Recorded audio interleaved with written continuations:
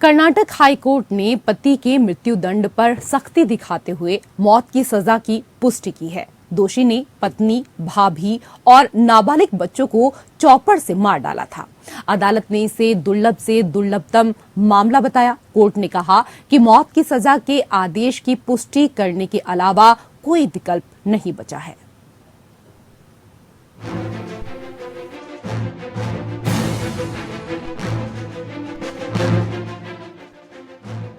Karnataka high court ने अपनी पत्नी की वफादारी पर संदेह करते हुए अपनी पत्नी, भाभी और 10 साल से कम उम्र के 3 बच्चों की हत्या के लिए दोषी एक व्यक्ति को निचली अदालत द्वारा दी गई मौत की सजा की पुष्टि की है।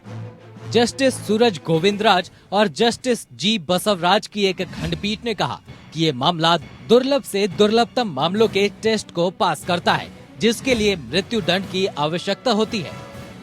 अपराध की क्रूरता, जिसके परिणाम स्वरूप 10 साल से कम उम्र के 3 बच्चों सहित 5 की मौत हो गई, और जिस क्रूरता के साथ ऐसा किया गया है, हमारे पास ट्रायल कोर्ट द्वारा पारित मौत की सजा के आदेश की पुष्टि करने के अलावा कोई विकल्प नहीं बचा है।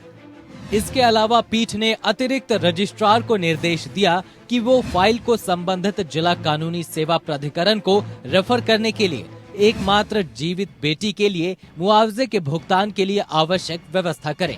अभियोजक पक्ष ने आरोप लगाया था कि आरोपी ने घटना की तारीख से 12 साल पहले मृतक पाकीरम्मा से शादी की थी।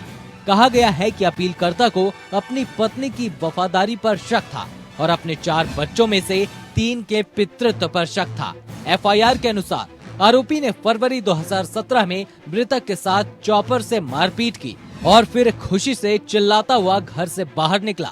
अभियोजन पक्ष ने 36 गवाहों का परीक्षण किया, जिसके आधार पर ट्रायल कोर्ट ने अभियुक्त को दोषी करार देते हुए मृत्यु दंड की सजा सुनाई। अभियुक्तों ने सजा के आदेश को चुनौती दी और राज्य सरकार ने मौत की सजा की पुष्टि करने की अपील की। मृत्यु दंड की पुष्टि करते हुए अदालत ने शमनकारी परिस्थितियों का पता लगाने के लिए अभियुक्तों के साथ बातचीत की, विभिन्न अधिकारियों से रिपोर्ट मांगी और उनका अध्ययन करने के बाद कहा किस तरह से अपीलकर्ता द्वारा अपराध किया गया है। उसमें 2 महिलाओं पर हमला किया गया है और घर में 3 बच्चों को काट डाला गया, और अपीलकर्ता घर से बाहर आया और खून से लथपथ चॉपर पकड़े हुए घोषणा की कि उसने वैश्याओं को मार डाला है।